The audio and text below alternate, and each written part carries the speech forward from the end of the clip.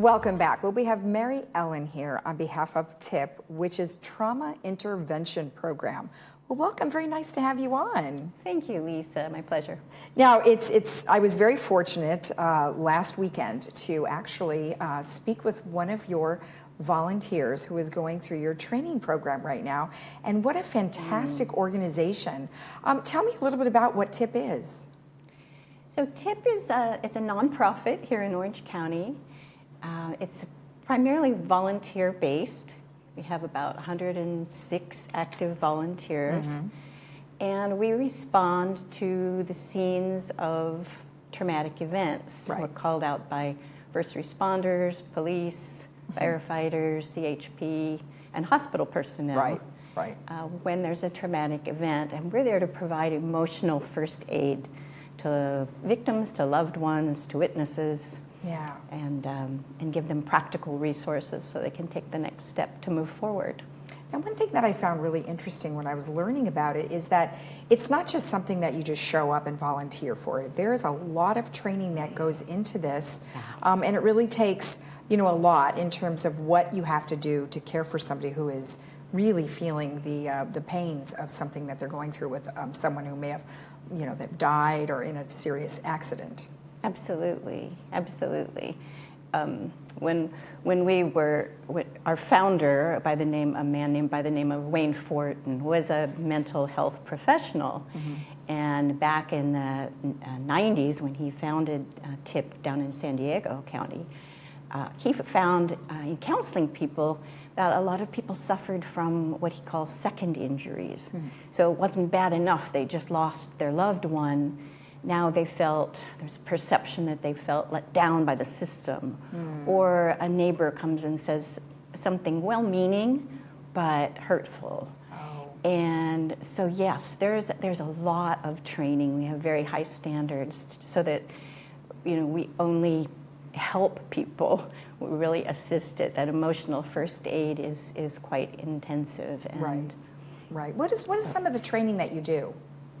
So we have a 2-week course to begin with. It's 55 hours of pretty intensive emotional training, and we have nationally certified trainers. And our applicants come in and they spend that time role-playing, lectures, guest speakers. We have firefighters and police officers and nurses come and help train. So we really get the practical, the bones of what they're really going to be doing out there. Right. And the role playing is incredibly important. Well, I bet. We don't like it at first, but then you do it a while and you realize, wow, make your mistakes here, not out there. So, and then they go through a 90-day kind of a mentoring program. So they'll go out on calls, but they'll go with somebody. Okay. And just learn the ropes, and then if they're successful, which most of them are, they graduate after 90 days. Okay. And then they can go out on their own if need be. But we try to send people in pairs whenever possible. So how does it actually work? So at what point are you called? How does the first responder know who to call? Good question. So we're available and on call 24/7, 365 days out of the year. So we have a schedule, and people pick their own schedule. We have a commitment of 3 12-hour shifts per month per volunteer. So someone signs up for the 12 to 12, and they get a call. Our dispatchers receive a call from the 911 system, and they're requesting TIP report to a certain scene or hospital. Right.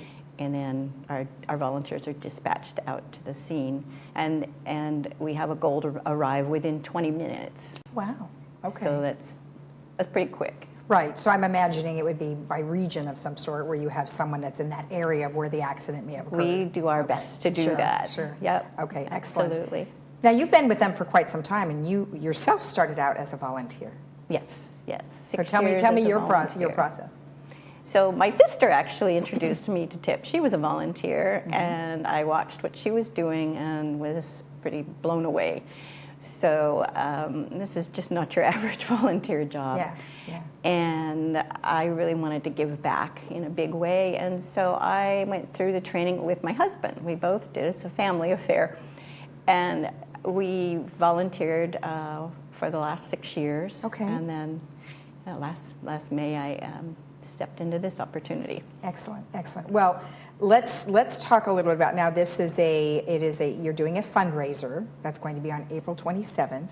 And, do all of the proceeds go towards the organization? Absolutely, Okay. yes. 100% of the proceeds go to help fund the trainings and Sure. equip the volunteers. Yeah. Let's talk a little bit about the event itself. So it's an awards dinner and fundraiser, and it's going to be at the Irvine Marriott on April 27th. Tell me, it looks like Sheriff Barnes is going to be there? Correct. Okay. And Irvine Police Chief Michael Kent will Okay. be the co-chairs. Okay, great. And what generally happens at this event? So it's really all about the first responders. And what's kind of cool is that it's not about the first responder that jumped into the burning building to, it's about the heart and the compassion. Okay.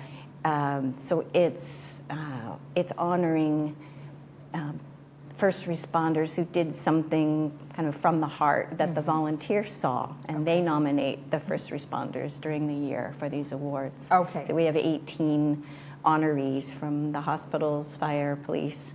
That's that great. will be honoring very special people. That is awesome. Well, this is great information. We really appreciate you coming on and telling us all about it, and we will share with people how to get in touch with you. Great.